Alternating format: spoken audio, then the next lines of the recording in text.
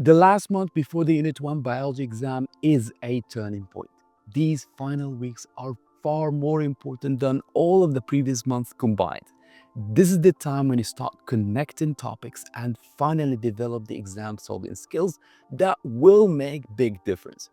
From what I've observed over the past 20 years teaching these subjects, students who do not perform well are always the ones who rely on learning the content. They forget that most of the marks come from application questions. And these questions don't really require you to memorize anything. They just require familiarity.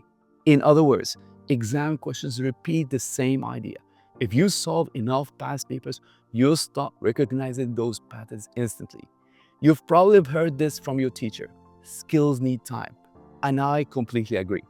Solving full past papers 1 or 2 weeks before the exam is never enough. You need to start solving early so you can develop those exam solving techniques.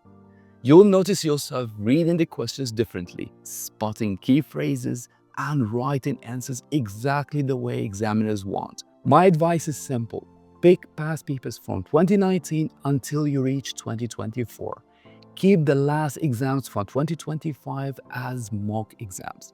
And if you need help preparing for the January exam, I'm running a full Unit 1 revision course with live classes, notes, quizzes, solve past papers, and you'll get access to all the course lectures.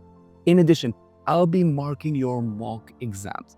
Everything you need to build exam techniques, connect ideas, and actually feel confident walking into the exam. If you want to join, check the link below.